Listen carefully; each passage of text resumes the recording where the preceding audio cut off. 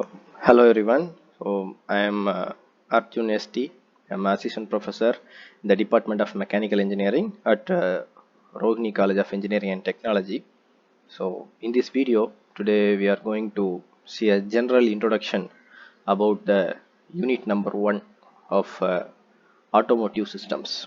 Okay, in the automotive system subject today we can see a general introduction about unit number 1. Okay, so the topic of unit number 1 is automotive engine auxiliary systems. The automotive engine auxiliary systems in this unit, this is the syllabus I have given here. So we will be discussing in detail about many integral components in the automobile. For example, we'll discuss about automotive engines, that is different types of engines, the external and internal combustion engines, and then we'll discuss about the classification of engines. That means there are two major classifications like spark ignition and compression ignition. Which is spark ignition, that is the petrol, and compression ignition is diesel. So we'll discuss both the petrol and diesel engine in detail. After that in detail we will discuss more about the same engines in another format like two-stroke and four-stroke engines. Okay, nowadays we are using four-stroke engines now, but in older days we have used two-stroke engines. Okay, then comparatively, two-stroke engine the efficiency is poor when compared to four-stroke. So that's why we have upgraded. So we will be discussing about those two-stroke and four-stroke engines, and then we will discuss about the construction working principle of that engines, after the different materials or different components used in the engine blocks engines. And we'll discuss about the operation of those major components present in that engine. After that we'll be studying about the valve timing and port timing diagrams, and finally we will be studying in detail about the different types of injection system and different types of ignition systems. Okay, so this is the first unit. Okay, we'll be studying all these things in detail, right? But in this video we'll not be seeing all the things in detail. The detailed explanation about every individual objects in the syllabus as well as the integral objects in the engines will be discussed in the forthcoming videos. So let's start the general introduction. So this is the outcome of our course outcome of unit number 1. So after successfully completing the unit number 1, the students will be able to explain the engine auxiliary systems, the injection system and ignition systems in a perfect way. Okay, so first the external combustion engine.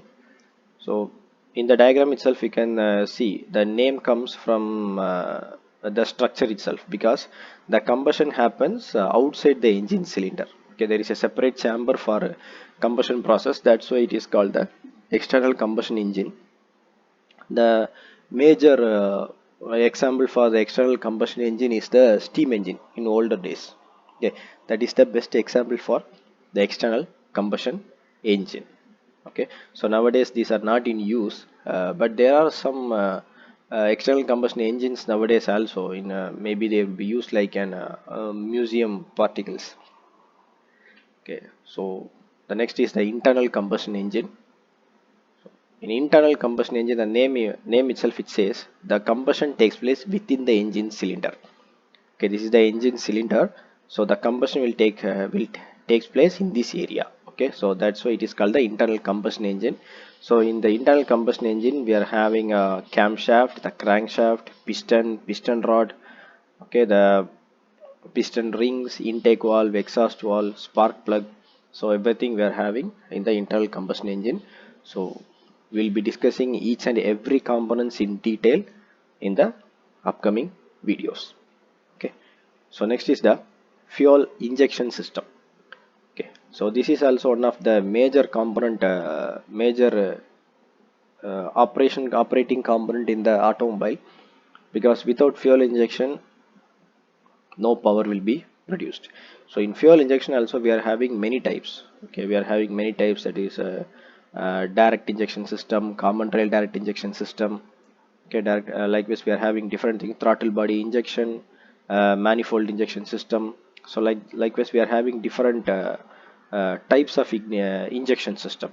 So in the diagram you can see here are three different types I have given here. So this is the throttle body injection system. Okay, this is manifold injection. This is the direct injection system. Okay, here before entering into the intake manifold, in the throttle body itself the fuel gets injected. That's why it's called the throttle body injection system. Here in the just above the cylinder, just above the cylinder, the pathway to the cylinder, the injection is happening in the second type. But in the third type, you can see the injection is directly given into the cylinder itself. The fuel is this fuel gets injected directly into the cylinder. That's which is called the direct injection system. So here we have many different uh, injection systems as well. So those will be discussed in the future videos in detail. Okay, the next one, the ignition system. Okay, with this we will conclude the uh, introduction about the first unit, the auxiliary systems. Okay, the ignition system is also one of the major system in the automobile, which is similar to injection system. Okay, when the fuel is injected for a petrol engine, there should be an ignition system. Okay, when the fuel gets injected, the ignition system should ignite a spark, which should ignite the which will ignite the air fuel mixture. That's why the power, the expansion stroke or the combustion stroke or the power stroke happens. Only because of that we can get the power. So this is the basic ignition system. Here I have given the battery coil ignition system. The basic principle is that from the battery, and a power flows. Okay, power flows through the line. The ignition switch gets closed because of the power flow. Okay, so at that time the power is get stored. The power is getting stored in the primary windings. Okay, in that we will be having contact breakers. Okay, the contact breaker keeps on rotating. Okay, the contact breaker keeps on rotating, and the power flowing through the primary circuit will get stored in the capacitor. Okay, power flowing in the primary circuit will get stored in the capacitor, and once the contact breaker makes a contact, there will be a sudden collapse in the power. So the power which is stored in the capacitor will flow to the primary windings, and the sudden collapse in the power primary winding, which will cause the power multiplication to the secondary windings. The secondary windings will give the power to the distributors. Okay, the distributor will distribute the power to the required spark plug at the correct time, and the spark plug will produce the spark. So this is the basic type of ignition system. So nowadays we have different important types of ignition systems. Okay, so that is a capacitive discharge ignition system, transistorized ignition system, okay, electronic ignition system. Like this we are having different major types of ignition system has been developed. So we will be discussing all those different types of ignition systems in the forthcoming videos. So these are the sources of the images which I have used in the slide. So see you in the upcoming videos with a detailed explanation about the auxiliary systems. So thank you, and catch you in the next video.